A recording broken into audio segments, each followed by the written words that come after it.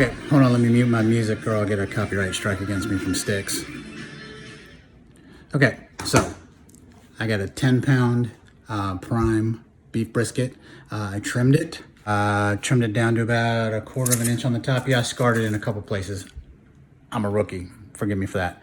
But that was 2 pounds of fat that I carved off the top of it. So we're looking at approximately a 8.2, 8.3 pound brisket, which from what I understand is gonna have to smoke for 1.5 hours per pound. So we're gonna start that thing probably about 1 or 2 o'clock in the morning.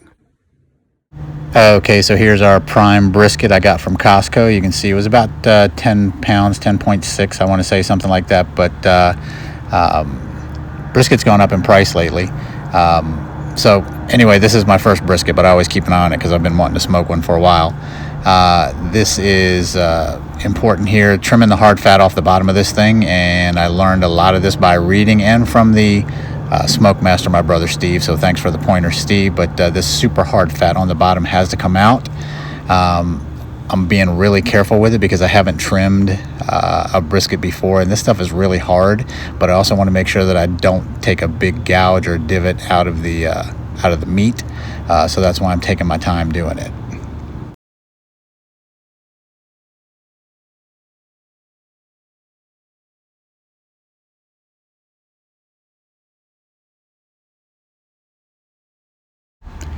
Okay, now those of you who are handy with a knife and know your way around the kitchen, I don't want to catch any hate for cutting towards myself.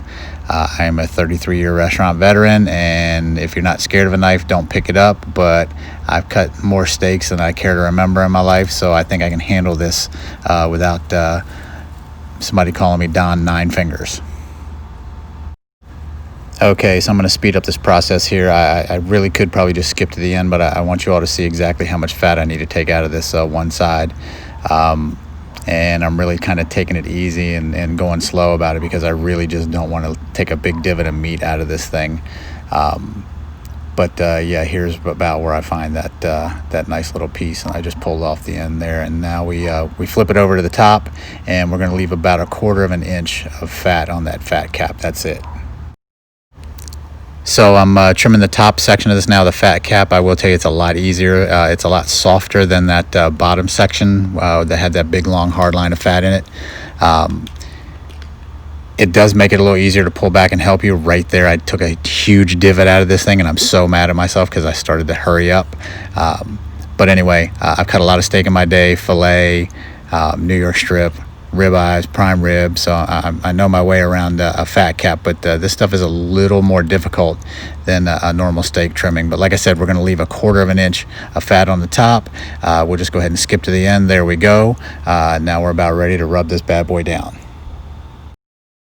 And yeah, you can see my buddy Evie there just hoping that a scrap hits the floor.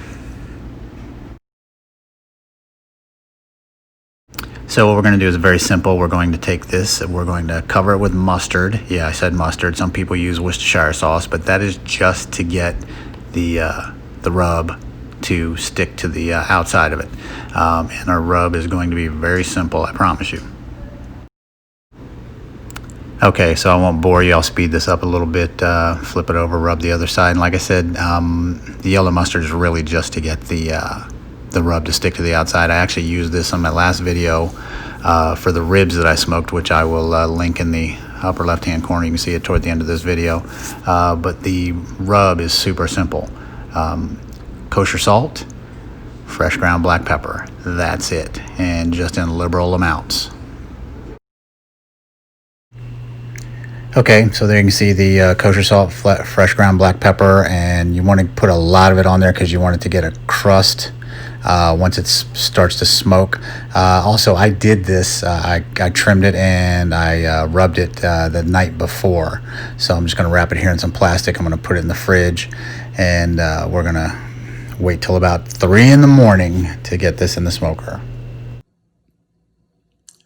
Brisket's on. See you in 3 hours.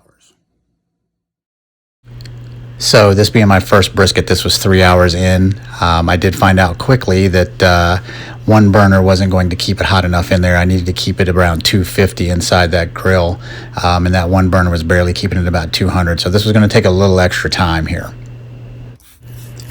So we got that temperature up, and now we're another 2 hours in, and we're going to start. So we're 5 hours total. We're going to start spritzing this thing with a 50-50 mixture of apple cider vinegar and water, and we are just going to spray the living crap out of this thing just to keep it moist. And we're going to do it once every 45 minutes for the next 3 hours.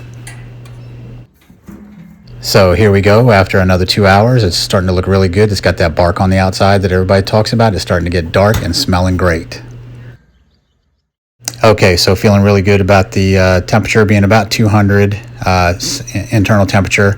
Depending on who you ask, they tell you what to wrap it in, but I chose aluminum foil. We're going to wrap it up real tight. Some people would tell you to put a little beef broth in there, a little juice from the drip tray underneath it. I was thinking this was going to create enough juice on its own. So I put it back in for another 2 hours, and this is it coming out. And you can see it created a lot of juice in there.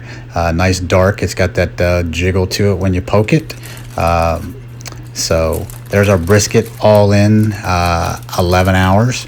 We did start out with a 10-pound brisket. I trimmed 2 pounds of fat off of it. So there you can see I marked it so I knew how to cut against the grain as well. You definitely want to do that before you start cooking it. If you do not cut your brisket against the grain, you're going to have the toughest piece of meat you've ever tried to eat. So here comes our first cut out of my very first smoked brisket ever, and smoked on the gas grill. And you'll see it has a little bit of a smoke ring to it.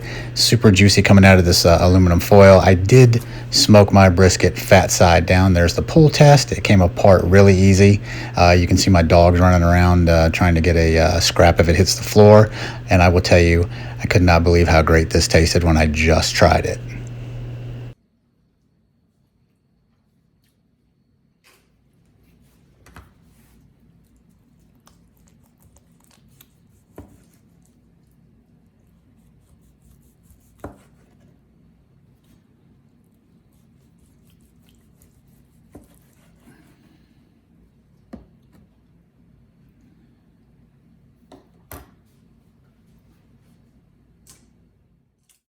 So I'll tell you, quite an undertaking smoking a brisket on a gas grill.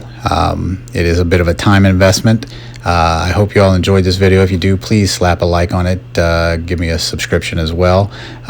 If you try this, I hope it turns out great for you like mine did. Please give me some comments if you do try it on how yours turned out.